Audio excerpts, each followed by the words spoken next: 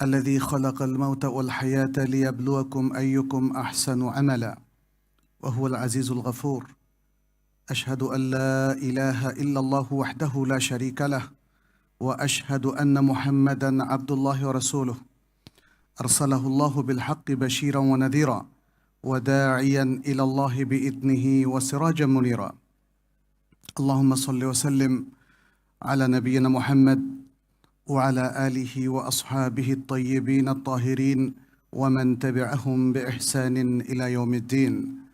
أما بعد، أيها المسلمون، أوصيكم ونفسي بتقوى الله عز وجل، فاتقوا الله يا عباد الله. اتقوا الله في أنفسكم وأولادكم وأسرتكم وعشيرتكم. اتقوا الله في علانكم وسركم، وكونوا عباد الله الصادقين. نسأل الله سبحانه أن يتقبل منا ومنكم ومن جميع المسلمين صالح الأعمال، إنه ولي ذلك والقادر عليه. أيها المسلمون, ইতিহাসের পরিক্রমায় আমাদের এই সময়টা সম্ভবত সবচেয়ে কঠিন সময় মুসলিম উম্মার জন্যে। একের পর এক মুশকিল এবং সমস্যা আসছে আমাদের ব্যক্তি জীবনে, আমাদের পারিবারিক জীবনে, সমাজে, রাষ্ট্রে এবং অর্থনৈতিক কর্মকাণ্ড কিংবা সব কিছুতে, সংস্কৃতিতে, চিন্তাভাবনায়, আকিদা, ঈমান চর্চায় কিংবা ইবাদত পরিপালনে। প্রত্যেকটা জায়গায় একের পর এক প্রচুর চ্যালেঞ্জ। এমনই এক মুহূর্তে আমাদের উচিত হচ্ছে আসলে এগুলো নিয়ে পড়াশোনা করা, যে মুসলিম উম্মার এবং মুসলিমদের এই মৌলিক চ্যালেঞ্জগুলো আসলে কি, কত প্রকার, কোন কোন জায়গায়, এবং এগুলোর উত্তরণ কোরআন সুন্নাহ ভিত্তিক কি হতে পারে, যেটা প্রায় অনুপস্থিত আমাদের পড়াশোনায়, আমাদের গবেষণায়, আমাদের উচ্চশিক্ষা প্রতিষ্ঠানগুলোতেও। যতটুকু আছে ততটুকু যথেষ্ট নয়, আমি বাংলাদেশের প্রেক্ষাপটকে সামনে রেখেই বলছি। কিন্তু এই কাজটা আসলে ফেলে রাখা যাবে না, কাউকে না কাউকে করতে হবে। তা না হলে যে গভীর অধঃপতনে আমরা তলিয়ে যাচ্ছি, তা থেকে আর কোনো উত্তরণ তো হবে না। কেউ যদি এটা নিয়ে না ভাবে, কেউ যদি এটা নিয়ে কোনো পলিসি কিংবা স্ট্র্যাটেজি ঠিক না করে, করণীয় ঠিক না করে, এবং কোনো আয়োজন যদি তৈরি না হয় সমাজে, তাহলে এই অধঃপতন মনে হয় কেউ ঠেকাতে পারবে না।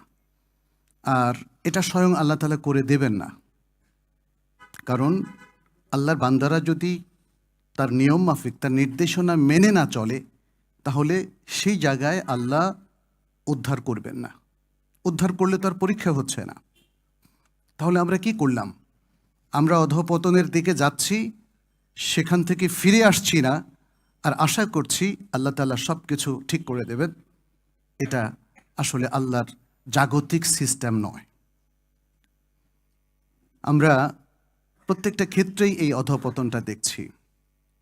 আলোচনার ধারাবাহিকতায় এই তৃতীয় মাসে আমরা পারিবারিক ভাঙন নিয়ে তৃতীয় পর্বের আলোচনা আজকে করব। আমাদের বিষয় হচ্ছে ব্যক্তি ও সমাজ জীবনে পারিবারিক ভাঙনের প্রভাব এবং এর কী প্রতিকার হতে পারে। এটাও একটা দীর্ঘ বিষয়। এটা একদিকে যেমন ইসলামিক বিষয়, অন্যদিকে সমাজবিজ্ঞানেরও বিষয়। কিন্তু মানব জীবনের অত্যন্ত গুরুত্বপূর্ণ একটা ক্ষেত্র হলো পরিবার, এবং এই পৃথিবীর সবচেয়ে গুরুত্বপূর্ণ রিলেশনগুলো কিন্তু পরিবার কেন্দ্রিক, স্বামী এবং স্ত্রী। দেখেন, এই জায়গায় বিপর্যয় হওয়ার কারণে আজকাল পুরো সমাজ, ভাবনা এবং জীবন পদ্ধতি পাল্টে যাচ্ছে। বিবাহ উঠে যাওয়ার কারণে আর সংসারটা, এখন এর কনসেপ্টটা পাল্টে যাচ্ছে পাশ্চাত্যে। Live together concept, single mother concept চলে এসছে। বাবার পরিচয় আর কোনো নথিতে থাকবে না, কারণ বাবার পেট থেকে সন্তান হয় না, আর বাবা কে সেটা জানারও প্রয়োজন নেই আজকের আধুনিক শিক্ষা ব্যবস্থায়। ফলে পুরো জিনিসে দেখেন শুধু এই দুটো রিলেশনকে কেন্দ্র করে ব্যাপক পরিবর্তন। এবং এর সাথে আপনারা দেখেন স্বামী স্ত্রীর মেলামেশাটা বৈধ, সব যুগে, সব ধর্মের, সবার কাছে গ্রহণযোগ্য। পৃথিবীর এমন কোনো মতবাদ নেই, এমন কোনো ধর্ম নেই, এমন কোনো সমাজ নেই যেখানে বিবাহ প্রথা গ্রহণযোগ্য নয়। কিন্তু এর বিপরীতটা শুধুমাত্র বিচ্যুত মানুষদের কাছে গ্রহণযোগ্য, এবং বিচ্যুতিটা এত চরমে পৌঁছেছে, এখন হোমোসেক্সের বিষয়টা চলে এসছে, ট্রান্সজেন্ডারের ইস্যুগুলো চলে এসছে, সেখানে গে লেসবিয়ানদের ইস্যুগুলো চলে এসছে, এবং আরও অনেক বাইসেক্সুয়াল সহ আরও সব মানে অদ্ভুত সব বিচ্যুতিপূর্ণ প্র্যাকটিস। দেখেন, এটা কিন্তু পরিবার ভাঙনের কারণে হয়েছে। পরিবার ভাঙনকে কেন্দ্র করে এই বিশাল বিপর্যয় চলছে, যেটা আমরা বললাম যে পরিবারকে কেন্দ্র করে পৃথিবীর সবচেয়ে গুরুত্বপূর্ণ রিলেশনগুলো, যেমন বাবা মা, তাই না? তাদের সন্তানদের দিকে তাকালেই তারা তখন বাবা মা হন। আবার বাবা মায়ের সন্তান, সন্তান, বাবা মা, স্বামী, স্ত্রী, এবং আরও যে রিলেশনগুলো, এটা পরিবার কেন্দ্রিক। পরিবার ভেঙে গেলে এই রিলেশনগুলো ভেঙে যাবে, এবং এই রিলেশনগুলো না থাকলে, যে রিলেশনগুলোর উপর মানবতা দাঁড়িয়ে আছে, তাহলে মানবতার পরাজয় ঘটবে, মানবিকতার পরাজয় ঘটবে, এবং আরও অনেক ধরনের ক্ষতি আমাদের হয়ে যাবে। সুতরাং পরিবার ভাঙনের বিষয় নিয়ে আমাদের আসলে সবার ভাবা উচিত। একটা গবেষণাপত্র বা আর্টিকেল আমি পাবো, বা একটা বই পাবো, পড়বো, জানবো, সেটার অপেক্ষা করবেন না। নিজের পরিবার নিয়ে নিজেই ভাবুন, পরিবারটাকে কিভাবে টিকিয়ে রাখতে পারবেন। আর যারা পরিবার ভাঙনের মুখোমুখি হয়েছেন, তারা পরিবারটিকে টিকিয়ে রাখার কথা ভাবুন, তা না হলে মহা বিপর্যয় হয়ে যাবে। সেই বিপর্যয়গুলো নিয়ে আজকে আসলে আমরা কথা বলছি, যে প্রভাবটা কিভাবে ক্ষতবিক্ষত করছে মুসলিম মনকে, মুসলিম ব্যক্তিকে, মুসলিম পরিবারগুলোকে, মুসলিম সমাজকে, এমনকি মুসলিম রাষ্ট্রকে, এমনকি মুসলিম উন্নয়নকেও। সে কথাটা আমরা আজকে সংক্ষেপে এখানে একটু বলবো। আমরা আগের আলোচনাগুলোতে কম বেশি একটু তুলে ধরেছিলাম যে পারিবারিক ভাঙনের পেছনে কারণগুলো কি। আজকে খুব দ্রুত আমরা সে কারণগুলো আরেকবার একটু বলবো, খুব সংক্ষেপে, কারণ মূল আলোচনা হচ্ছে প্রভাবটা নিয়ে এবং তার প্রতিকারটা নিয়ে। প্রথম যে কারণটা আমরা লক্ষ্য করলাম, সেটা হচ্ছে একজন বাবা যিনি জীবিত এবং যিনি অ্যাক্টিভ, কিন্তু পরিবারে তার অনুপস্থিতি লক্ষণীয়, অর্থাৎ পরিবারকে তিনি যথেষ্ট সময় দিচ্ছেন না, এবং এটাকে কেন্দ্র করেই একটা বিশাল বিপর্যয় পরিবারে তৈরি হয়। সাধারণত বাবা যখন তার জাগতিক ব্যবসা বাণিজ্য, চাকরি বা পেশাগত দায়িত্ব নিয়ে অতিমাত্রায় ব্যস্ত থাকেন, তখন কয়েকটা বিপর্যয় হয়। তার স্ত্রী যে স্বপ্ন দেখেছিল একজন স্বামী তাকে যথেষ্ট সময় দেবে এবং তার কথা শুনবে, দুজনে মিলে একটা সাংসারিক সৌধ, প্রাসাদ গড়ে তুলবে, সেটা কিন্তু ভেঙে চৌচির হয়ে যাচ্ছে। প্রথম ধাক্কাটা খেলো কে? তার স্ত্রী। এরপরে যখন সন্তান আসলো, সন্তানরা আর বাবাকে পায় না, অথচ মুরব্বী হিসাবে যদিও মা এক নম্বরে, কিন্তু বাবার প্রভাবটা অনেক বেশি। যে কোনো সংসারে দেখবেন, আপনার সংসারেও আপনার প্রভাবটা বেশি। আপনি থাকেন না, বাট আপনার প্রভাবটা বেশি। অতএব আপনি সারাদিন সময় দিতে তো পারবেন না, কারণ বাইরে কাজ করেন, কিন্তু একটা পর্যাপ্ত এনাফ টাইম আপনাকে দিতে হবে। এনাফ টাইম না থাকার কারণেও আমাদের সন্তানগুলো আসলে বিচ্যুত হয়ে যায়। কার সাথে মেশে, কি করে না করে, কোনো খোঁজ খবর বাবার নাই, ফলে এই বিপর্যয়টা তৈরি হয়। আরেকটা জায়গায়ও দেখা যায় কোনো কোনো বাবা, তিনি হয়তো পেশাগত দায়িত্ব পালন করেন, এরপর তার পর্যাপ্ত সময়, বিকেলে অফিস থেকে ফেরেন, কিন্তু এরপরে বন্ধুবান্ধবের সাথে আড্ডায় তিনি নিজেকে নিয়ে যান, একটু খেয়ে একটু বিশ্রাম করে বের হয়ে যান, বন্ধুদের সাথে সময় কাটান, অথবা ক্লাবে সময় কাটান। এখন তো ঢাকায় ক্লাবের কোনো শেষ নেই, তাই না? এবং কি হয় সেটাও আমরা জানি। ফলে এই বাবার পক্ষে কি মুসলিম ফ্যামিলিকে আসলে গড়ে তোলা সম্ভব, যিনি নিজের পেশাগত ব্যস্ততায় সময় কাটান আর যা কিছু সময় পান সেটা বন্ধু বান্ধবীদেরকে দিয়ে দেন? আচ্ছা, ঠিক একই অবস্থা যদি আমরা মায়েদের দেখি, আজকাল অনেক শিক্ষিত মায়েরাই ভাবেন যে তিনি যদি চাকরি না করেন তাহলে তো তার পড়াটাই বৃথা।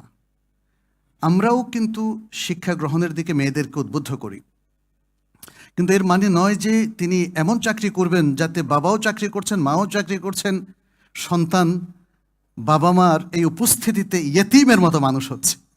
বরং ইয়েতিমের চাইতে তাদের আরও কঠিন অবস্থা। ইয়েতিম তো তার মা বাবা নেই, অন্যদের একটা সহানুভূতি থাকে তার প্রতি, যে হ্যাঁ এর মা বাবা নেই, অতএব আমাকে একে দেখতে হবে, যেহেতু সে শেরঈ দৃষ্টিকোণ থেকে ইয়াতিম, এবং রাসূল সাল্লাল্লাহু আলাইহি সাল্লাম বলেছেন আনা ওয়া কাফিলুল ইয়াতিমে কাহাতাইন। অতএব সবার মধ্যে একটা মোটিভেশন কাজ করে যে ইয়াতিমের দেখাশোনা করা। কিন্তু যে ইয়াতিমের বাবা মা আছে, আমি তাকে ইয়াতিমই বলছি, ইয়াতিম না, কারণ তার বাবা মা তাকে পর্যাপ্ত সময় দেয় না, দুজনে বাইরে সময় কাটায়, সে তো ইয়েতিমের চাইতে আর ভয়াবহ অবস্থায় আছে, তার কি হবে? ফলে এই জায়গাটা খুব কঠিন একটা বিষয়। এই দুটো বিষয় গেল বাবা এবং মায়ের। তৃতীয় হচ্ছে স্বামী স্ত্রীর মধ্যে একটা প্রতিযোগিতা, অসম একটা খারাপ প্রতিযোগিতার কারণেও সংসার ভাঙে। কে এই সংসারটাকে ডমিনেট করবে, স্বামী নাকি স্ত্রী? এখানে অনেক সময় আমরা এগুলো নিয়ে ভাবি না। স্বামী স্ত্রী যারা এই যে প্রতিযোগিতা করছে, ঝগড়াটা করছে, এটা নিয়ে তারাও কিন্তু গভীরভাবে ভাবে না, কিন্তু এটা যেন তাদের অজান্তেই তৈরি হচ্ছে। স্ত্রীর পরিবার যদি বেশি ধনী হয়, প্রভাবশালী হয়, তখন সে স্বামীর উপর পুরো প্রভাবটা খাটায়। আবার অনেক স্বামী আছে যে সে তো মহিলা, সে তো আমার আন্ডারে থাকবে, অতএব তার কোনো সে থাকবে না। ফলে সে স্ত্রীকে মানুষই গণ্য করে না, তার কোনো আবদারই রক্ষা করে না, তাই না? দুপক্ষেই আমরা এই বাড়াবাড়িটা দেখি। এটা হচ্ছে এক ধরনের অসম, অশিষ্ট, অসুস্থ প্রতিযোগিতা, যে কারণে খুব দ্রুত সমাজের মধ্যে পারিবারিক ভাঙন দেখা দেয়। কারণ কেউ কাউকে তো সহ্য করতে পারছে না, এবং প্রত্যেকের যে যে মর্যাদাটা সরিয়ে দিয়েছে সেটা আহত হচ্ছে। স্বামী স্ত্রী সে মর্যাদা রক্ষা করছেন না, স্ত্রী স্বামীর সে মর্যাদাটা রক্ষা করছেন না। ফলে ঝগড়াটা দিন দিন বাড়ছে এবং পরিশেষে তালাক কিংবা একে অন্যের প্রতি বিশ্রী ব্যবহার ইত্যাদি হচ্ছে। একটা জিনিস আপনার সমাজে লক্ষ্য করেছেন যে তালাকটা তো তখনই দেবে যখন দুজনে মনে করে যে তারা সফলভাবে আর পারিবারিক জীবন লিড করতে পারবে না। তাহলে মিউচুয়াল হলে অসুবিধাটা কোথায়? কিন্তু তালাকের প্রায় 100টা ঘটনাই, হয়তো 1000-এর মধ্যে 2-1টা বাদ পড়তে পারে, 100টা ঘটনাই হচ্ছে এই যে প্রতিযোগিতা, অসম প্রতিযোগিতা, ঝগড়াঝাঁটি, গালি গালাজ এবং একে অন্যের ক্ষতি করা, প্রতিশোধ নিয়ে শত্রুতা করা, দুই পরিবারের মধ্যে আগুন জ্বালিয়ে তারপরে তালাকটা হচ্ছে। বুঝতে পেরেছেন? সুতরাং কি ভয়াবহ পরিস্থিতিটা! এটা আসলো কোত্থেকে? আপনারা সংসার করতে পারবেন না, ভালো কথা, মিউচুয়াল আন্ডারস্ট্যান্ডিং করে বিচ্ছিন্ন হয়ে যান, নো প্রবলেম। শরিয়া তো খুব চমৎকার চমৎকার ওয়ে আউট আমাদেরকে দিয়েছে। কিন্তু এটা কেন হচ্ছে?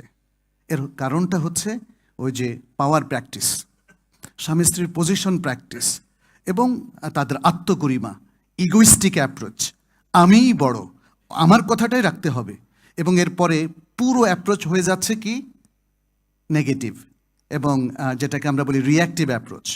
প্রোঅ্যাক্টিভনেস আর পজিটিভনেস কিছুই নেই, কোনো ইতিবাচক আচরণ নেই। প্রত্যেকে একটা ছোট্ট কথায় তেলে বেগুনে জ্বলে ওঠে এবং সাথে সাথে স্বামী মনে করে এখনই তালাক দেব। প্রতি মোমেন্টে, প্রতিটা ঝগড়ায় তার মাথায় প্রথম যে চিন্তাটা আসে সেটা হলো তালাক। আর স্ত্রীও রাগ করে বলে, মানে তার পৌরুষত্বের প্রতি আঘাত করে বলে যে তালাক দাও, পুরুষ হলে তালাক দাও। এটা আমাদের পারিবারিক ভাঙনকে অনেক বড় ধরনের হুমকির মুখে ফেলেছে। চতুর্থ যে বিষয়টা সেটা হলো আধুনিক যে ইনফরমেশন টেকনোলজি এবং তার যে মাধ্যমগুলো, সেটা এসে একটা মানে একটা অন্যায় বিপ্লব ঘটিয়েছে, আমি বলবো অন্যায় বিপ্লব, তাই না? আমাদের পরিবারগুলোকে চরম ভাঙনের মুখে ফেলে দিয়েছে।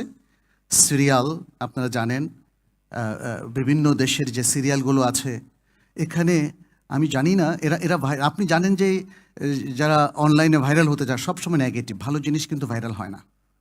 একটা সুন্দর কথা, একটা সুন্দর কোটেশন যেটা আমাদের জীবনকে চমৎকারভাবে গড়ে তুলতে পারে, ওটা কোনোদিন ভাইরাল হয় না। মানুষ মনে করে এগুলো সাধারণ। একজন ভালো মানুষকে মানুষ মনে করে বোকা। একজন ধনকুবের যে অদ্ভুত সব কাণ্ড ঘটাচ্ছে টাকার জোরে, এবং টাকাটাও দুর্নীতির মাধ্যমে উপার্জিত, সে কিন্তু ভাইরাল হচ্ছে, সে কিন্তু সবার কাছে পরিচিত হচ্ছে, সবার কাছে রোল মডেল হয়ে যাচ্ছে। ভালো মানুষগুলোর কোনো মর্যাদাতে, ভালো কথার মর্যাদাতে। ঠিক একইভাবে আমরা দেখতে পাচ্ছি যে যারা আসলে এই অনলাইনে নানা জিনিস প্রেজেন্ট করছেন, সবসময় নেগেটিভ জিনিস। নাটকগুলো দেখেন সব নেগেটিভ, সিনেমাগুলোতে সব নেগেটিভ। মানে মানুষের এই যে সিরিয়ালগুলোর কথা বললাম, সেখানে মানে যাতে মানুষের সম্পর্কটা খারাপ হয়ে যায়, যাতে মানুষ খারাপ কিছুতে অনুপ্রাণিত হয়, খারাপ কাজে সে মোটিভেটেড হয়, সেরকম প্রেজেন্টেশনগুলো আসে। ইন্টারনেট দেখে দেখেন আমাদের যুব সমাজ, ওরা কি বিচ্যুতির দিকে যাচ্ছে না? ওরা কি অশ্লীলতার দিকে যাচ্ছে না? মেয়েরা কি অশ্লীল হওয়ার প্রেরণা পাচ্ছে না? তাদের পোশাকের কালচার, তাদের আচার ব্যবহার এবং ছেলেদের সাথে তাদের ব্যবহার, বিশ্ববিদ্যালয় ছাত্রছাত্রীর রিলেশন, এগুলো দেখলে বোঝা যাচ্ছে যে আধুনিক প্রচার মাধ্যমগুলো, সেই টিভি থেকে আরম্ভ করে তারপরে ডিশ চ্যানেল কিংবা অনলাইন টিভি, ইউটিউব কিংবা ফেসবুক বা সোশ্যাল অন্যান্য নেটওয়ার্ক, সবগুলো কিন্তু আমাদের মধ্যে, যদিও এগুলোর কিছু ইতিবাচক দিক আছে, কোনো সন্দেহ নেই, ইতিবাচক দিকের চাইতে নেতিবাচকটাই আমাদের সবাইকে আক্রান্ত করছে। খুব ভালো ভালো মানুষগুলো দেখেন রাত্রে সে এমন কিছু দেখছে যেটা শরিয়া অ্যালাউ করে না, এমন কিছু ব্রাউজ করছে যেটা সে শরিয়া অ্যালাউ করে না। পাক্কা মুসল্লি, সুন্দর দাড়িওয়ালা, এরকম মানুষও কিন্তু এগুলো করছে, এটা সত্য। হয়তো আমি বলতে পারবো না, কিন্তু আসলে এগুলো হচ্ছে। আর যেহেতু আমরা কিছু ফ্যামিলি কাউন্সেলিং করি, তাতেও দেখা যাচ্ছে যে সুবহানাল্লাহ, মানে এত ইমানদার মানুষও যে এগুলোর সাথে সম্পৃক্ত হতে পারে, সেটা স্ত্রীর কাছ থেকে না শুনলে অথবা স্বামীর কাছ থেকে স্ত্রীর বিরুদ্ধে না শুনলে এটা বিশ্বাস করাটা আসলেই কঠিন, আসলেই কঠিন। দিনদার মানুষ সব দিক থেকে, এটার আসলে কুফলটা হচ্ছে এই প্রচার মাধ্যম। এমনভাবে এগুলোকে সেট করা হয়েছে, এগুলো প্রোগ্রাম সেট করা হয়েছে, হঠাৎ করে একবার ওপেন করবেন আর বেরোতে পারবেন না। আর এটার সাথে এডিকশনের একটা বিষয় জড়িত। আপনি যদি একটা কিছুতে মজা পান, তখন আপনার এক ধরনের হরমোন নিঃসৃত হতে থাকে, এবং সেটা যখন অভ্যাসে পরিণত হয় তখন ওটা ছাড়া আপনি ছাড়তে পারবেন। এটাই হচ্ছে এডিকশান, এটাই হলো এডিকশান। এভাবে এই এডিকশানের কারণে আপনি হয়তো 1 ঘন্টা এই সোশ্যাল নেটওয়ার্কে ব্রাউজ করলেন, কিন্তু হয়তো 1 ঘন্টার মধ্যে আপনি 100রও বেশি বিভিন্ন জিনিস দেখলেন, যার মধ্যে অধিকাংশই হলো হারাম। হারামের প্রভাবটা আপনার অন্তরেও অত্যন্ত কুপ্রভাব ফেলে, আর আপনার বাহ্যিক আচরণ, আপনার চিন্তাভাবনার মধ্যেও। এবং এটা আপনাকে এতভাবে আক্রান্ত করে, দেখেন স্ত্রীকেও আপনি সময় দিচ্ছেন না, আপনি সোশ্যাল নেটওয়ার্ককে সময় দিচ্ছেন। সন্তানের কালকে পরীক্ষা, আপনি কিন্তু তাকে সময় দিচ্ছেন না, আপনি সোশ্যাল নেটওয়ার্কে সময় দিচ্ছেন। আচ্ছা, পরিবার কি ভাঙবে না থাকবে বলেন তো? যে স্ত্রী ভাবে আমার স্বামী আমার চাইতে এই ছোট্ট ডিভাইসটাকে বেশি পছন্দ করে, অথবা যে স্বামী ভাবে যে আমার স্ত্রী সিরিয়ালটা দেখার জন্য রান্না করে না বা কোনো ধরনের আমার প্রতি তার আগ্রহ নাই, আগ্রহ হারিয়েছে সে, তাহলে কি অবস্থা হবে? আর এই সমস্ত মানে ছবি কিংবা এসব কিছু দেখার কারণে স্বামী কিন্তু তার স্ত্রীকে আর পছন্দ করে না, কারণ তার কাছে আরও সৌন্দর্যের মডেল আছে। আর স্ত্রীরা এই স্বামীকেও পছন্দ করে না, বিশেষ করে যদি দিনদার হয়, তাই না? সে তো আর ওদের মতো না, একটা স্মার্ট যে কোনো নায়কের মতো না। ফলে এখানেও কিন্তু ভয়ঙ্কর বিপর্যয় হয়, এবং এখানে পছন্দ অপছন্দের দূরত্ব বাড়তে থাকে, ঝগড়াঝাটি বাড়তে থাকে, এবং এর মাধ্যমে আসলে আমাদের সংসার ভাঙনের মুখে পড়ে যায়। পঞ্চম যে বিষয়টা, সেটা হলো অর্থনৈতিক অবস্থান। কেউ ধনী, কেউ গরিব, কেউ বা মধ্যবিত্ত। বিশেষ করে ধনীদের ক্ষেত্রে এই প্রবলেমটা বেশি। স্বামী স্ত্রীর মধ্যে যদি ধনাঢ্যতার পার্থক্যটা বেশি থাকে, তখন একজন আরেকজনকে তাচ্ছিল্য করা শুরু করেন, কিংবা এই অতিরিক্ত সম্পদের সরবরাহের কারণে তিনি ক্লাবে যান, তিনি অনেক জায়গায় যান, অনেক জায়গায় খরচ করেন, যেটা তাকে আসলে অধপতনের দিকে নিয়ে যায়, বদভ্যাসের দিকে নিয়ে যায়। তিনি পুরুষও হতে পারেন, তিনি মহিলাও হতে পারেন, ফলে সংসার তো ভেঙে যাবেই। আর সন্তানদের ক্ষেত্রেও তাই। ধনীর দুলারি বলে একটা কথা আছে, তাই না? সে কিন্তু বাবা মায়ের এই অজস্র সম্পদ পাওয়ার পরে, এবং বাবা মা যদি তাকে হিসেব করে সম্পত্তি না দেন, তখন সেও সম্পত্তির অপব্যবহার করে, এবং এই সম্পত্তি তাকে অনেক দূর অধপতনের দিকে নিয়ে যায়। আর দারিদ্র্যের কথা যদি বলি, হ্যাঁ, দারিদ্র্যের মধ্যে আপনার নৈতিক অবস্থান যদি শক্তিশালী থাকে, তখনই আপনি ভালো থাকতে পারবেন। কিন্তু নৈতিক অবস্থান তো শক্তিশালীর জন্য আপনার পারিবারিক ভিত্তিটা মজবুত হতে হবে, কোরআন সুন্নাহ ভিত্তিক জীবনযাপন করতে হবে। নৈতিকতার লেসান তো মানুষ কোরআন সুন্নাহ থেকে নিলেই সেটা শক্তিশালী হবে। এমনি নৈতিক যদি কাল্পনিক একটা স্থান কল্পনা করেন, যেটা আধুনিক বিশ্ব করেছে, তারা কোনো ধর্মগ্রন্থ থেকে এবং বিশেষ করে কোরআন সুন্নাহ থেকে তারা কোনো নৈতিকতার লেসন নেয়নি। তারা এটাকে একটা নৈতিক অবস্থান বলে ঘোষণা করেছে, কিন্তু দেখা গেল যে সত্যিকার অর্থে তারা কোনো নৈতিক অবস্থান ক্রিয়েট করতে পারেনি, এটা পারবে না। তো সুতরাং এই অবস্থান যদি শক্তিশালী না হয়, তাহলে দারিদ্র্যের মধ্য থেকেও, দারিদ্র্যের কষাঘাতে থেকেও দেখবেন ব্যক্তি তার দুনিয়াও হারায়, আখেরাতও হারায়। প্রচুর দরিদ্র মানুষ আছে দেখবেন সালাত পড়ে না এবং জেনা ব্যভিচারে লিপ্ত, দেশি মদ পান করে, আছে না এরকম? খুবই অল্প পয়সা কামায়, তারপরে এই অনাচারে তারা লিপ্ত। এখন কোনো কোনো পরিবার, এতে অবশ্যই যারা মদ জেনা ব্যভিচারে লিপ্ত তাদের পরিবার বেশি দিন থাকবে না, এটাই নিয়ম। আর ধরেন মধ্যবিত্ত ফ্যামিলিগুলোর ক্ষেত্রেও দেখা যাচ্ছে দারিদ্র্যের কারণে, তার নৈতিক অবস্থান স্ট্রং না থাকার কারণে খুব দ্রুত সে ঘুষ গ্রহণ করে, কিংবা অনৈতিক অবস্থান থেকে সে টাকা ইনকাম করতে চায় স্ত্রীর অভিলাষ পূরণের জন্যে বা সন্তানদের চাহিদা পূরণের জন্যে। ফলে দেখা যাচ্ছে যে যে দারিদ্র্যের মধ্যে রাসূল সাল্লাল্লাহু আলাইহি সাল্লাম নিজেকে রেখেছিলেন, সেই দারিদ্র্যও আমাদের কারো কারোর জন্য অভিশাপ হিসাবে দেখা দেয়। কারণ আপনি ধনী হন আর দরিদ্রই হন, আপনার নৈতিক অবস্থান যদি স্ট্রংলি আপনি মেনটেন না করেন, তাহলে দুই অবস্থাই আপনাকে বিপাকে ফেলে দিতে পারে এবং এই কারণে আপনার পরিবার ভেঙে যেতে পারে। ষষ্ঠ যে কারণে পরিবার ভেঙে যায় সেটা হচ্ছে ইমানি দুর্বলতার কারণে। মূলত ইমান হচ্ছে মুসলিমদের সব কিছুর মূল ফাউন্ডেশন, তার তারবিয়াতের ফাউন্ডেশন, তার নৈতিক অবস্থানের ফাউন্ডেশন।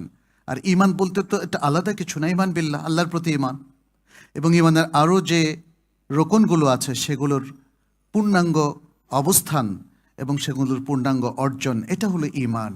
সেই ইমানি অবস্থান যত দুর্বল হবে, পাপে সম্পৃক্ততা তত সহজ হবে। একজন স্ট্রং ইমানদার ব্যক্তিকে এই পৃথিবীর সমান ঘুষ যদি অফার করা হয়, সে গ্রহণ করবে না। আর দুর্বল ইমানদারদেরকে 5 টাকা ঘুষ দিল, সে ভাববে এটা আমার উপরই পাওনা। এখন তো তাই বলে মানুষ, তাই না?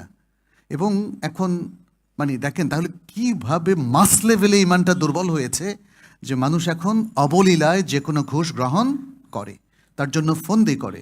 শুধু তো ঘুষ না, আরও নানা চোরাকারবারি কিংবা দুর্নীতি, অন্যায়, অন্যের সম্পদ আত্মসাৎ করা, এগুলোর মধ্যে মানুষ সম্পৃক্ত হয়। তাহলে এই ইমানের দুর্বলতার কারণে যখনই আসলে মানে নানা ধরনের পাপের সুযোগ আসে, তখন সেগুলো তো সম্পৃক্ত হওয়ার কারণে পারিবারিক বন্ধনটা কিন্তু দুর্বল হয়ে যায়। একজন স্বামী যদি পরকীয়ায় লিপ্ত হয়, এটা কি পাপের কাজ না? তখন তার পরিবার কি ভাঙনের মুখে পড়বে না? একজন স্ত্রী যদি পরকীয়ায় লিপ্ত হয়, কেন লিপ্ত হলো, তার পিছনেও তো কারণ থাকে, তাই না? ইত্যাদি। এভাবে একের পর এক পাপ যখন বাড়তে থাকে, তার মূল কারণটা হলো ইমানের দুর্বলতা। আর ইমানের এই দুর্বলতার কারণে পারিবারিক ভাঙনটা ত্বরান্বিত হয়। আমরা খুব সংক্ষেপে একটু বলবো যে প্রভাবগুলো কি। কিছু প্রভাব তো আমরা হয়তো অপ্রাসঙ্গিকভাবে আলোচনা করেছি, এবার পয়েন্ট ভিত্তিক একটু আলোচনা করি। ব্যক্তির উপর পারিবারিক ভাঙনের যে প্রভাবটা, সেটা খুবই ভয়ঙ্কর। এখানে একটা পরিবারে কে কে থাকে? স্বামী স্ত্রী, যারা প্রকৃত অর্থে মা বাবা, আর থাকে সন্তান। পারিবারিক ভাঙনের কারণে এরা প্রত্যেকেই কিন্তু মারাত্মক ক্ষতিগ্রস্ত হয়। একজন, গতকাল আমি একটা পারিবারিক কাউন্সিলিংয়ে ছিলাম, সেখানে দেখলাম সুবহানাল্লাহ, মানে মানুষের হৃদয় কিভাবে ভেঙে খান খান হয়ে যায়। সুবহানাল্লাহ, যারা ভুক্তভোগী তারা ছাড়া অন্যরা এটা আপনার কাছে একটা তথ্য, কিন্তু যে ভুক্তভোগী তার কাছে এটা একটা বাস্তবতা, কঠিন বেদনাদায়ক একটা জিনিস, যে সংসারটা ভেঙে গেল, প্রিয় সংসারটা ভেঙে গেল, রোধ করা গেল না। ফলে প্রত্যেকেই দেখেন, স্বামী এবং স্ত্রী, এখানে যে কোনো একজনের হয়তো দোষ বেশি, সেটা তো আরেকটা বিশ্লেষণ, কিন্তু যারই দোষ থাকুক না কেন, তারা কি পরিবার ভেঙে সুখী হতে পারবে? পারবে না। কারণ আমি যেটা বলেছি, অধিকাংশ পরিবার ভাঙনের ক্ষেত্রে মিউচুয়াল আন্ডারস্ট্যান্ডিং থাকে না, থাকে জেদ, থাকে ইগো, থাকে অন্যকে অপমান করা, থাকে প্রতিশোধ স্পৃহা। তো এগুলো তো আপনার আবার মানে যিনি প্রতিশোধ গ্রহণ করেন তার জন্য কল্যাণকর নয়, আর যার উপর প্রতিশোধ গ্রহণ করছেন তার জন্য কল্যাণকর নয়। ফলে এই যে কঠিন একটা পরিস্থিতি ক্রিয়েট করা হলো, তালাকের মাধ্যমে, বিচ্ছেদের মাধ্যমে পরিবারকে ভেঙে দিলেন, এতে স্বামীও সুখী হবে না, স্ত্রী সুখী হবে না। এবং তারা যদি পর্যাপ্ত কাউন্সেলিং না নেয়, কোনো সন্দেহ নেই তারা মানসিক রোগী হয়ে যাবে। এটা বাস্তবতা। মানসিক চাপ, মানসিক কষ্ট এবং কি করবে এটা ভেবে না পাওয়ার কারণে তাদের অনেকগুলো সমস্যা তৈরি হয়। প্রথমত, সে আইসোলেটেড হয়ে যায়। সে হঠাৎ করে আপনার সাথে কথা বলতে চেতে যাবে, কেন সে নিজেও জানে না, কারণ সে তো এখন স্বাভাবিক মানুষ নেই। তার নিজের ফ্যামিলির লোকদের সাথে তার রিলেশন ভালো হবে না, কারণ তারাও ইন্ধন জুগিয়েছে। পারিবারিক ভাঙ্গনের ক্ষেত্রে আসলে সব কিছু তো এখানে আলোচনা করার সুযোগ হয়নি। অনেক সময় স্বামীকে উদ্বুদ্ধ করে তার মা, তার বাবা, অথবা তার ভাই, অথবা তার বোন, তার পরিবারের সদস্য। আর স্ত্রীকেও অনেক সময় উদ্বুদ্ধ করে তার পরিবারের লোকেরা। এরপরে কি হয়?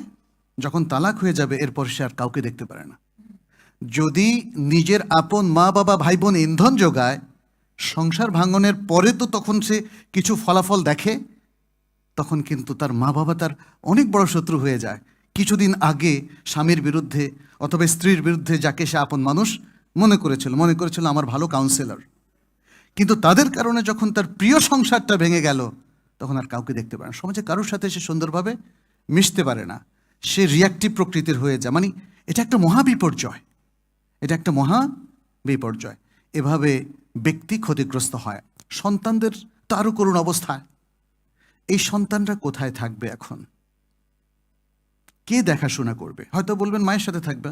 ওকে, মা যদি কিছুকাল পর আরেকজনের সাথে বিয়ে করেন, তখন তো এই সন্তানের বাবার সাথেও রিলেশন নেই, মায়ের সাথেও নেই।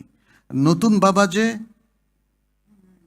মানে নতুন বাবা, সৎ বাবা বলি আমরা আর কি, আসলে সে সৎ না অসৎ এটাও দেখার বিষয় আছে। আমরা সৎ মা বলি, সেই সৎ মা, সৎ শব্দটা তো সালেহ, ভালো হওয়ার কথা, কিন্তু সেই সৎ মায়ের অত্যাচারে, তাই না, কি যে অবস্থা হয় ভুক্তভোগী ছাড়া কেউ জানে না। এই সন্তানের বিশাল বিপর্যয়, বিশাল বিপর্যয়। এর তারবিয়াতের দায়িত্ব কে নেবে?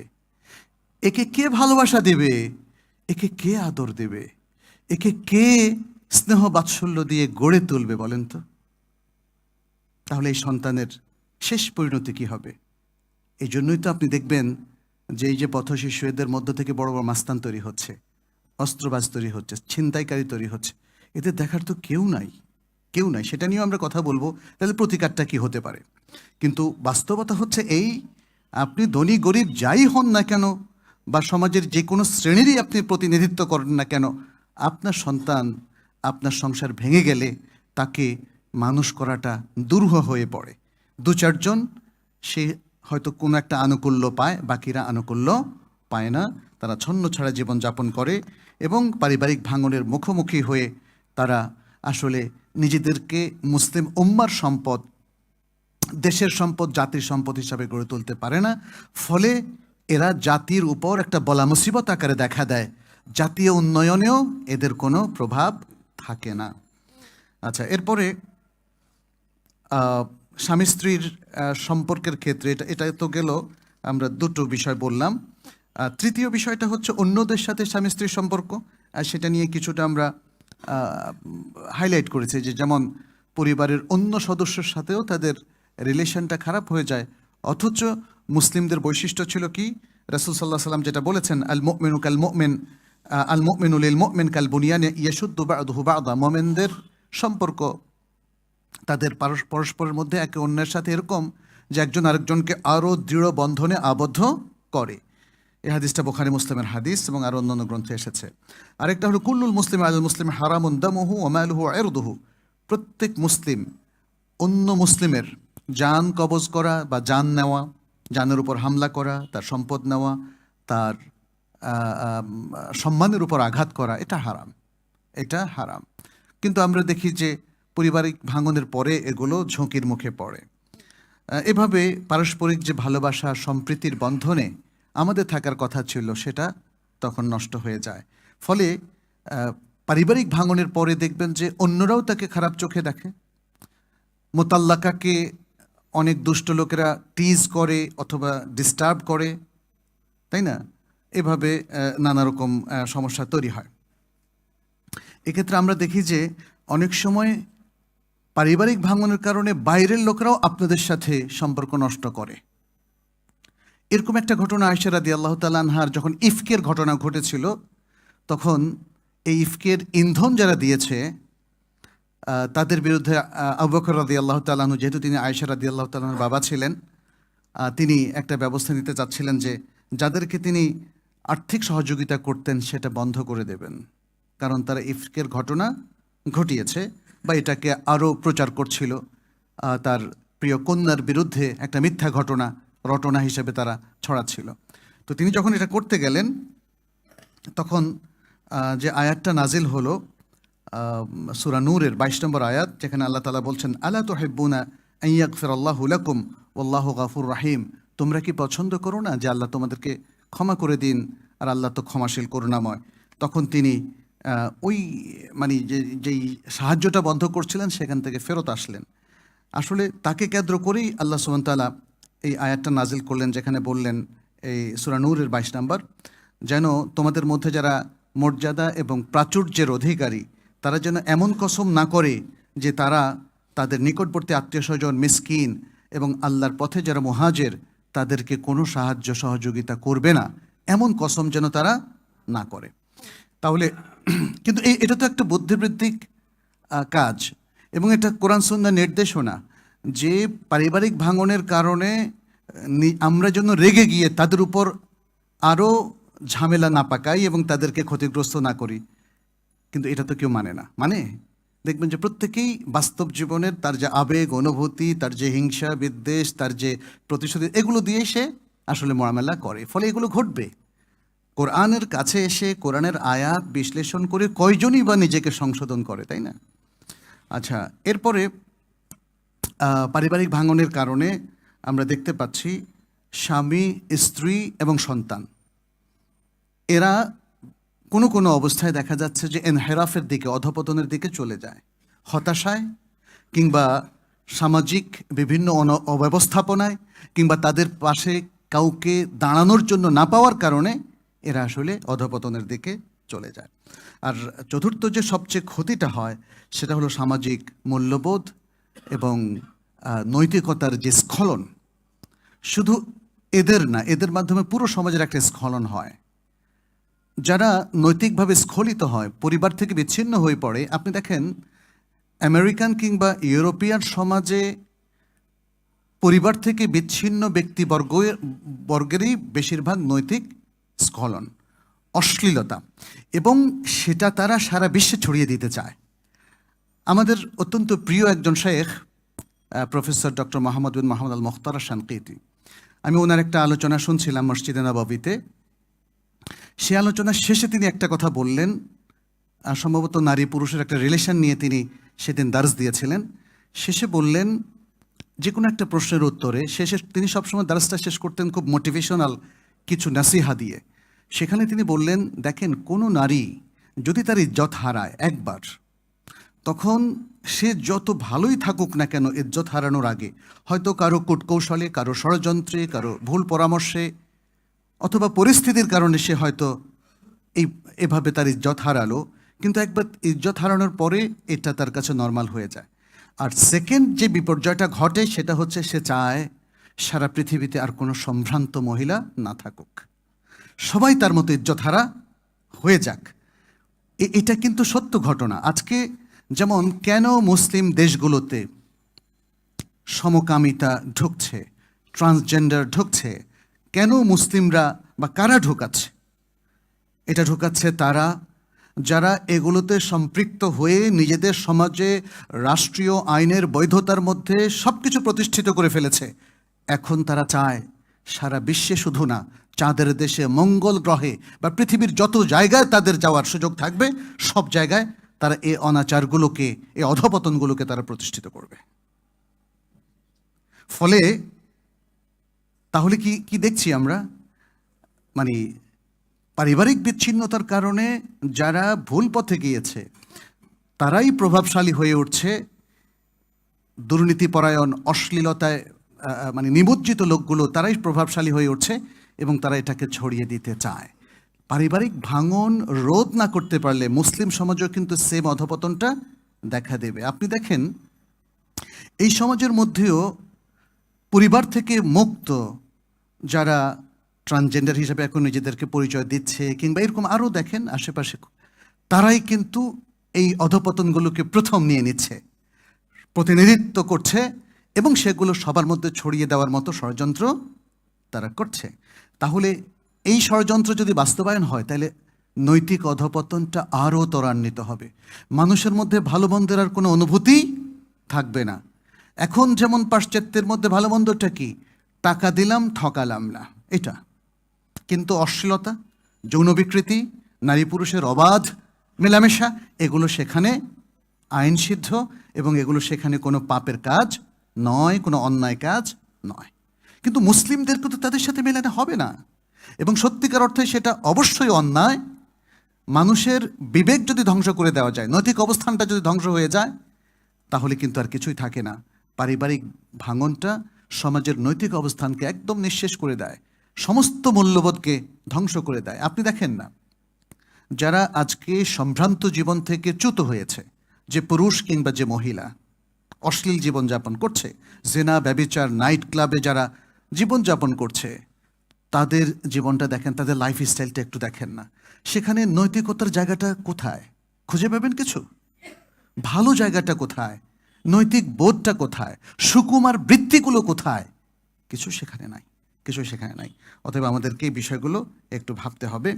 আর সর্বশেষ এর সাথে যে জিনিসটা আমরা অ্যাড করব সেটা হচ্ছে পারিবারিক ভাঙন আমাদের ব্যক্তি উন্নয়ন, পারিবারিক উন্নয়ন, সমাজ উন্নয়ন, রাষ্ট্রীয় উন্নয়নের পথে বাধা। এ প্রসঙ্গে প্রচুর স্টাডি আছে, আমি সেগুলো নিয়ে আলোচনা করব না। যে কোনো উন্নয়ন এক্সপার্ট তারা এটা সহজেই স্বীকার করছেন যে পারিবারিক জীবনে যারা অসুখী কিংবা পারিবারিক ভাঙনের মুখোমুখি যারা হয়েছে, তারা জাতীয় উন্নয়নে অংশগ্রহণ করতে পারে না। তার কারণ হলো তারা নানাভাবে মানসিকভাবে তারা বিধ্বস্ত, অনেক সময় মানসিক রোগী, ডিপ্রেশনে ভোগে ইত্যাদি নানা বিষয় তাদের মধ্যে আছে। আর অনেক স্টাডিতে দেখা যায় পারিবারিক ভাঙন দ্বারা যারা আক্রান্ত হয়েছেন, স্বামী, স্ত্রী অথবা সন্তান, যেই হোক না কেন, তাদের মধ্যে সবচেয়ে বড় যে ক্ষতিটা হয় সেটা হলো তাদের মেন্টাল হেলথের ক্ষতিটা। তাদের মধ্যে কেউ দেখা যায় একটা মানসিক অস্থিরতার মধ্যে স্থায়ীভাবে ভোগেন, অথবা তাদের কেউ অসিডির প্রবলেমটা তাদের মধ্যে চলে আসে, তাদের মধ্যে ডিপ্রেশন বা বিষণ্ণতা চলে আসে, এবং পরবর্তীতে এটা আরও ভয়াবহ হতে হতে সিজোফ্রেনিয়া কিংবা এরকম আরও অনেকগুলো মানসিক রোগে সেটা রূপ লাভ করে, ফলে স্থায়ীভাবে তারা রোগী হয়ে যান। আমাদের দৈহিক এবং মানসিক রোগের মধ্যে মানসিক রোগটা অনেক ভয়াবহ, কারণ এর চিকিৎসাটা অনেক লম্বা টাইম ধরে চললেও দেখা যায় পুরোপুরি ভালো হয় না। এটার কারণটা কি? পারিবারিক কারণ। সময় অনেক হয়ে গেছে, তারপর আমি খুব সংক্ষেপে শুধু পয়েন্টগুলো বলে যাচ্ছি যে প্রতিকারটা কি। প্রতিকারের বিষয়ে যেগুলো আমি বলবো এগুলো হয়তো অনেকগুলোই আপনাদের জানা, শুধু পয়েন্টটা মনে রাখবেন, আর বিস্তারিত আলোচনা আজকে আর করব না। প্রথম হচ্ছে, যেহেতু ব্যক্তি নিয়েই তো পরিবার, ব্যক্তি বাদ দিলে পরিবারও থাকে না, সমাজও থাকে না, রাষ্ট্র থাকে না। তাহলে যত বড় সংঘই হোক না কেন, আমাদের প্রতিষ্ঠানগুলো শুরু হয় ব্যক্তি দিয়ে। তাহলে ব্যক্তির ইমানের তারবিয়া এবং তাকওয়িয়া দুটো লাগবে। ইমানের তারবিয়া অর্থাৎ ইমানের এডুকেশনটা তার লাগবে, আর ইমানের এই এডুকেশনের মাধ্যমে ইমানের শক্তিটা তাকে আহরণ করতে হবে। আমরা বলেছি যে যদিও সর্বশেষ উল্লেখ করেছি ইমানের দুর্বলতার কারণেই পারিবারিক ভাঙন, কিন্তু আসলে এটাই সবচেয়ে গুরুত্বপূর্ণ। ইমানে মজবুত লোকদের সাধারণত পরিবার ভাঙে না। যদি আপনি দেখেন, বললাম না, কিছু কিছু দিনদারদেরকে আপনি দেখবেন যে তাদের পরিবার ভাঙছে, কিন্তু তার দাড়ি, টুপি আর এই অবস্থান দেখে ভাবার কোনো অবকাশ নেই যে তিনি ইমানে শক্তিশালী, তাই না? দাড়ি টুপি এটা ইমানেরই একটা অংশ, কোনো সন্দেহ নাই, কিন্তু সবটা না। অতএব ইমানের যে মজবুত অবস্থান সেটা হারালে প্রবলেমটা তৈরি হয়। অতএব ইমানের মজবুতিটাই আমাদের সবার আগে তৈরি করতে হবে। দ্বিতীয় যে বিষয়টা সেটা হচ্ছে পরিবারকে একটা সঠিক ভিত্তির উপর তারবিয়াত দিতে হবে।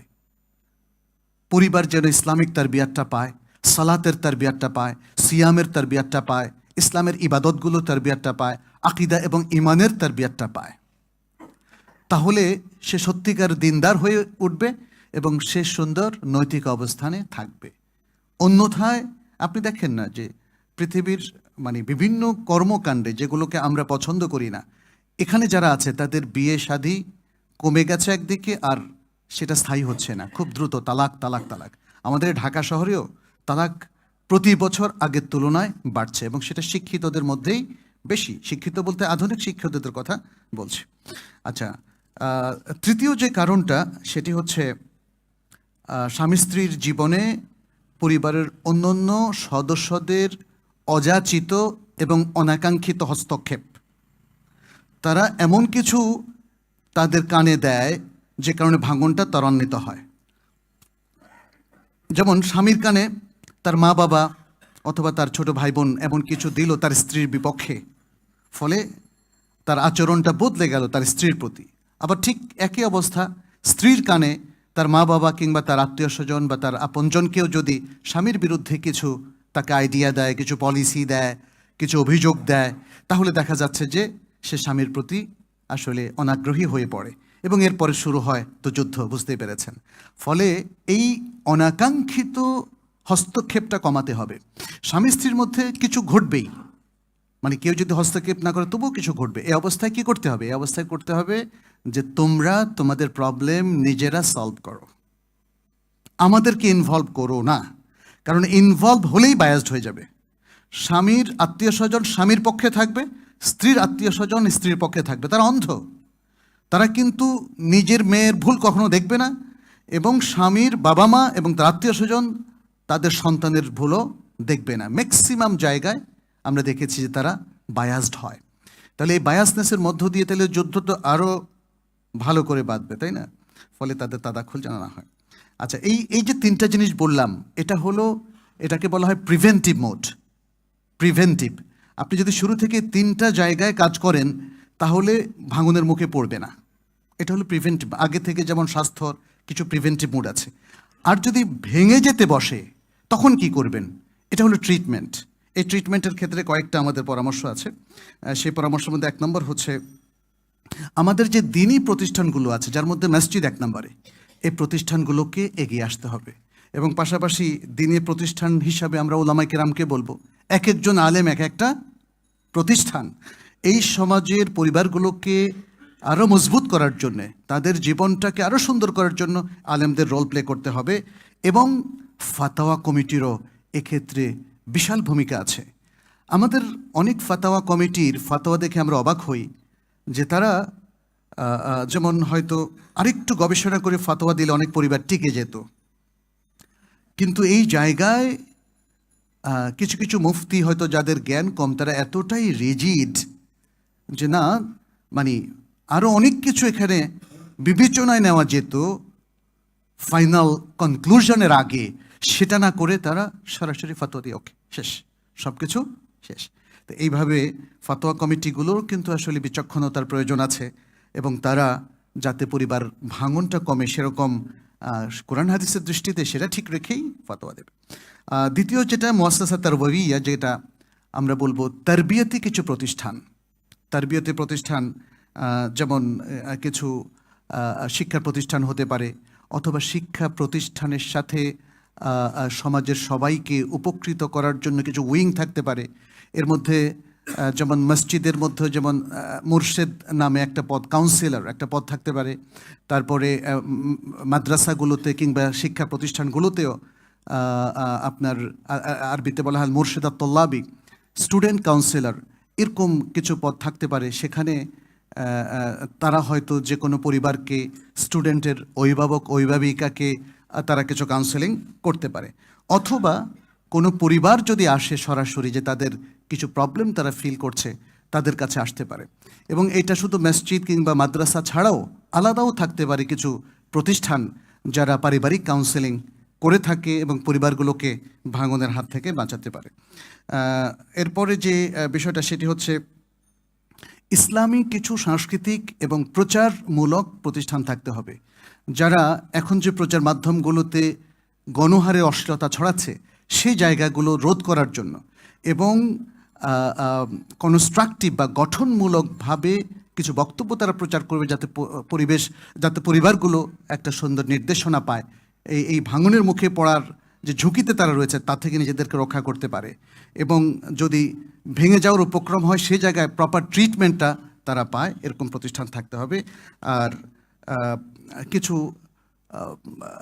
কিছু প্রতিষ্ঠান থাকা দরকার যারা মানসিক সাপোর্টটা দেবে, কারণ আমরা জানি যে যারা অলরেডি পরিবার ভাঙনের মুখোমুখি হয়েছেন তারাও সাপোর্টটা পাবে, এর বাইরে অন্যরাও যাতে সাপোর্টটা পেতে পারে। এবং সর্বশেষ বলবো যে কিছু চ্যারিটি প্রতিষ্ঠান থাকা দরকার যারা ভেঙে যাওয়া পরিবারগুলোর পাশে দাঁড়াবে, মোতাল্লাকার পাশে দাঁড়াবে, তালাকপ্রাপ্তা মহিলা কিংবা সন্তান যাদের বাবা মা বিচ্ছিন্ন হয়ে গেছে, অথবা যারা পথশিশু, এরকম এদেরকে সঠিকভাবে ইসলামিক তারবিয়ত দেওয়া, এদেরকে গঠন করা। এই ধরনের প্রতিষ্ঠান আমরা দেখি যে খ্রিস্টান রাষ্ট্রগুলোতে আছে, হিন্দু রাষ্ট্রগুলোতে আছে, কিন্তু বাংলাদেশে শুধু এতিমখানা ছাড়া আর কোনো প্রতিষ্ঠান নাই। আর এতিমখানা যদি আপনারা সফর করেন দেখবেন যে মনে হয় যেন সেও এতিম। যে কোনো এতিমখানাতে এতিমদের প্রতি যে আচার আচরণ করা হয়, তাদেরকে যেভাবে তারবিয়ত দেওয়ার কথা সেটা দেওয়া হয় না, তাতে মনে হচ্ছে প্রতিষ্ঠানগুলোই এতিম। একজন খুবই বিজ্ঞ মানুষ আমাকে বলেছিলেন যে ভাই, এতিম কোনো দিন ভালো হয় না। সুবহানাল্লাহ। তখন আমি বললাম, এর তো খুব অবাক করা ব্যাপার, রাসূলুল্লাহ সাল্লাল্লাহু আলাইহি ওয়াসাল্লাম কি ছিলেন?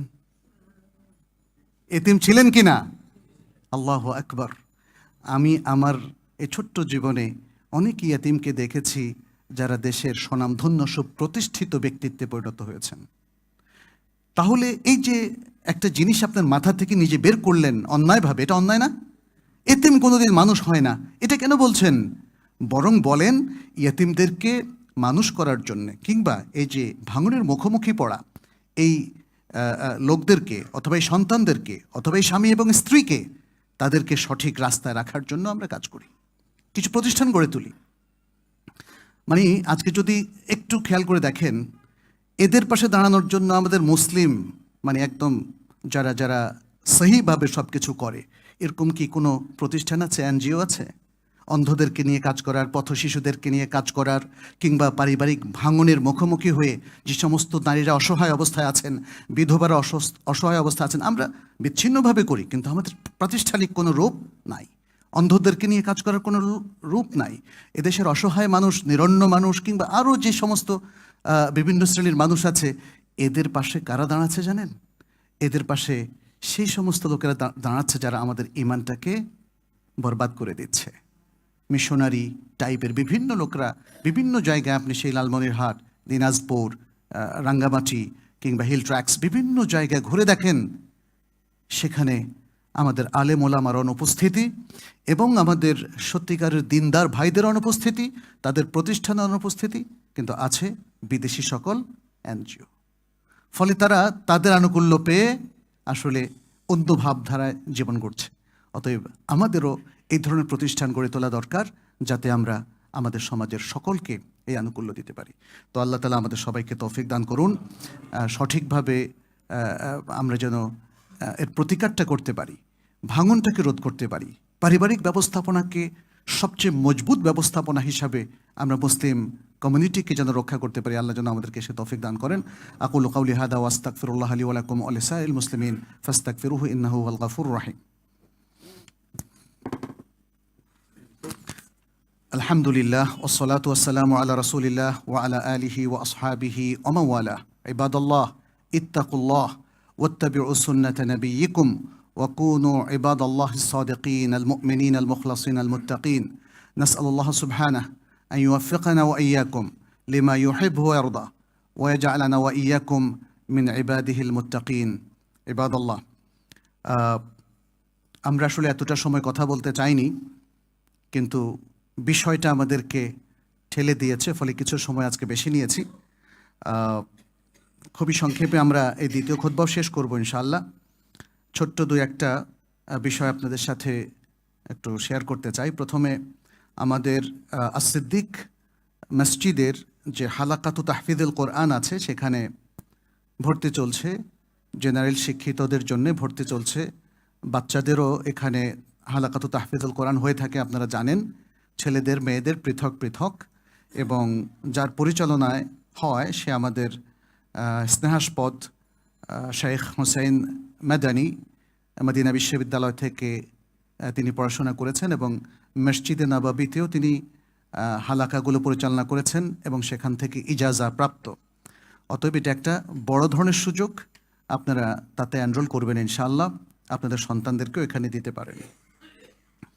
আল্লাহ যেন আমাদের সকলকে তার কোরআন অভিমুখী হওয়ার তৌফিক দান করেন, আমাদের সবাইকে তার নবী সাল্লাল্লাহু আলাইহি সাল্লামের সুন্নাহ অভিমুখী হওয়ার তৌফিক দান করেন এবং কোরআন সুন্নাহর আলোকে আমরা যেন আমাদের জীবনটাকে গঠন করতে পারি, আমরা আমাদের নিজেদেরকে পরিবারকে একই ইসলামী তারবিয়ত যেন দিতে পারি। আল্লাহর কাছে আমরা সে দোয়া করছি, আল্লাহুম্মা আমিন ইয়া রাব্বাল আলামিন।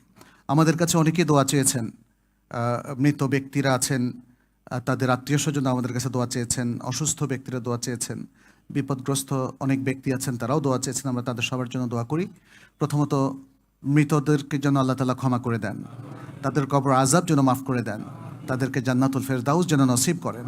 যারা অসুস্থ আছেন আল্লাহ যেন তাদেরকে সুস্থ করে দেন এবং যারা বিপদগ্রস্ত আছেন, অভাবগ্রস্ত আছেন, সমস্যাগ্রস্ত আছেন, আল্লাহ যেন তাদের অভাব, তাদের বিপদ, তাদের সমস্যাকে দূর করে দেন, তাদেরকে সুস্থ সাবলীল সুন্দর সহজ জীবনে আল্লাহ যেন ফিরে আসার তৌফিক দান করেন। আমাদের এই মসজিদে যারা আসছেন, মসজিদের যারা প্রতিবেশী, আল্লাহ তাআলা সবাইকে বারাকা দিন, সবার উপর রহমত নাজিল করুন। পৃথিবীর নির্যাতিত সকল মুসলিমকে আল্লাহ তাআলা রহম করুন, আল্লাহ তাআলা তাদের আনুকূল্য দিন, তাদেরকে সাহায্য সহযোগিতা দিন। বিশেষ করে ফিলিস্তিন সহ অন্যান্য যত রাষ্ট্রে, সেটা মুসলিমদের দেশ হোক অথবা অন্য দেশ হোক, যেখানেই মুসলিমরা আছেন আল্লাহ যেন তাদের সহায় হন, আল্লাহ যেন ইসলাম এবং মুসলিমদেরকে সার্বিক এবং সর্বাত্মক সহযোগিতা প্রদান করেন। তাকাব্বাল মিন্না ইন্নাকা আনতাস সামিউল আলিম ওয়া তুব আলাইনা ইন্নাকা আনতাত তাওয়াবুর রহিম। আল্লাহুম্মা তাকাব্বাল মিন্না ইন্নাকা আনতাস সামিউল আলিম ওয়া তুব আলাইনা ইন্নাকা আনতাত তাওয়াবুর রহিম। اللهم أعز الإسلام والمسلمين واخذل الكفر والكافرين يا رب العالمين. اللهم اشفي مرضانا ومرضى المسلمين واقض حاجات المسلمين يا رب العالمين. اللهم انصر الإسلام والمسلمين يا رب العالمين. ربنا لا تزغ قلوبنا بعد إذ هديتنا وهب لنا من لدنك رحمة إنك أنت الوهاب. ربنا أتنا في الدنيا حسنة وفي الآخرة حسنة وقنا عذاب النار. عباد الله إن الله يأمر بالعدل والإحسان وإيتاء ذي القربى وينهى عن الفحشاء والمنكر والبغي يعظكم لعلكم تذكرون. فاذكروه يذكركم واشكروه يزدكم ولذكر الله أكبر والله يعلم بما تصنعون وأقيموا الصلاة.